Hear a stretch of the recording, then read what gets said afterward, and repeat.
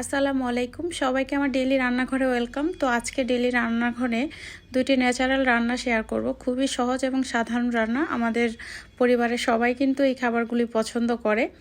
তো আজকে আমি রান্না করছি প্রথমেই পুঁইশাক দিয়ে চিংড়ি মাছ, ছোট চিংড়ি দিয়ে পুঁইশাক। এটা কিন্তু আমরা সবাই খুব পছন্দ করি, সাধারণ রান্নার মধ্যে একটা অন্যতম খাবার।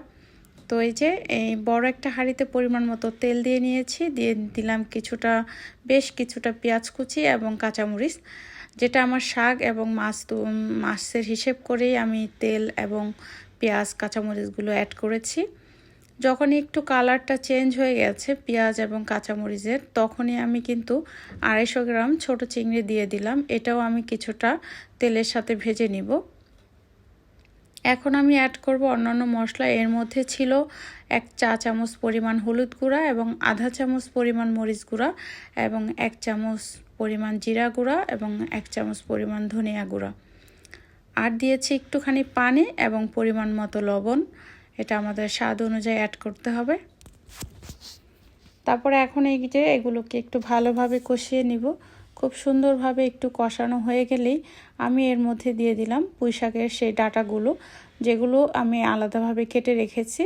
এখন আমি অ্যাড করে এটা কিছুটা মাছ এবং মশলার সাথে কষিয়ে নিচ্ছি।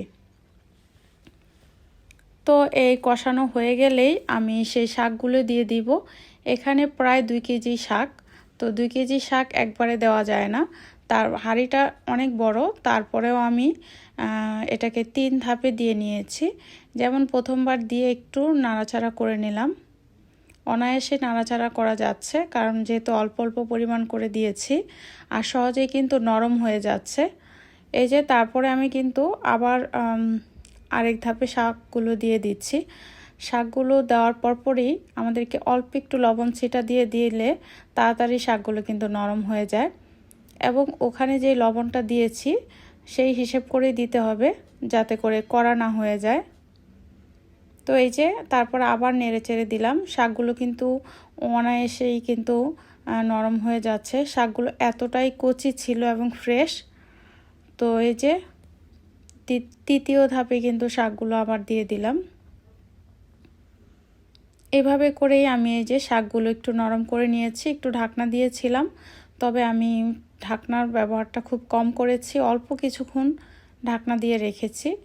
এই যে পুঁই শাকের যে সুন্দর একটা কালার, গাঢ় একটা সবুজ রং ধারণ করবে, এটা কিন্তু ঢাকনা দিলে এটা নষ্ট হয়ে যায়। তারপরে অনেকগুলো পানিও কিন্তু চলে এসেছে। আমি কিন্তু আর পুঁই শাক চিংড়ি মাছে পানি কিন্তু অ্যাড করিনি এক্সট্রা, এমনিতেই এই পানিগুলো চলে এসেছে। আর একটু নরম হলে দেখা গেছে আরও একটু পানি দেখা যাবে। তো এই যে এটা হচ্ছে আমাদের পরিবারের জন্য একটা ন্যাচারাল রান্না, যেটা আমি সবার সাথে শেয়ার করলাম। এই সহজ এবং সাধারণ রান্নাগুলো আমাদের সব পরিবারেই কিন্তু হয়ে থাকে বা আমরা খেয়ে থাকি। তো আজকে এই সহজ একটা রান্না শেয়ার করছি এবং আরেকটা রান্না আমি শেয়ার করব, সেটাও একটা অতি সাধারণ রান্না, ছোট মাছ চচ্চড়ি। আশা করি সেই রান্নাটাও ভালো লাগবে। তো এই যে এই রান্নাটা কিন্তু এ পর্যায়ে শেষ। দেখবেন কেমন হয়েছে, কমেন্ট করবেন সবাই। তো দ্বিতীয় রান্নাটা এই যে আমি শুরু করে দিয়েছি। পরিমাণ মতো তেল দিয়ে নিয়েছি, আর দিয়ে দিলাম হচ্ছে পরিমাণ মতো কাঁচামরিচ এবং পেঁয়াজ কুচি। এর মধ্যে আমি রসুন বাটাটা অ্যাড করেছি। অনেক সময় রসুন বাটাটা আলাদা আমি করে রাখি মাছের জন্য।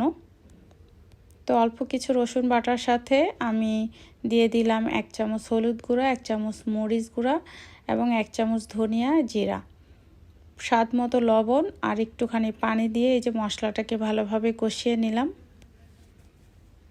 কষানো হয়ে গেলে আমরা কিন্তু এই মাছটা শুধুও রান্না করতে পারি, এর মধ্যে ধুয়ে রাখা মাছটা দিয়ে দিলে হবে। কিন্তু আজকে আমি কুচিয়ে রাখা আলু আর হচ্ছে ছোট ছোট করে বেগুন কেটে নিয়েছি। মাছের সাথে বেগুন এবং আলু দিয়ে আমি এটা রান্না করেছিলাম কাসকি মাছটা। তো খুব ভালোভাবে কিন্তু আমি মশলাটা কষিয়ে নিয়েছি। মশলাটার সাথে কিন্তু বারবার করে আমি সেই সবজিটা, যেটা আলু এবং বেগুনটা, কষিয়ে নিচ্ছি। এটার যত সুন্দরভাবে কষাবো মাছটা কিন্তু খেতে ততই ভালো লাগবে। তো এই যে আমি কিন্তু পানির আগেই আমি মাছটাকে দিয়ে সাজিয়ে নিলাম। এরপরে আমি অল্প পরিমাণ পানি দিব।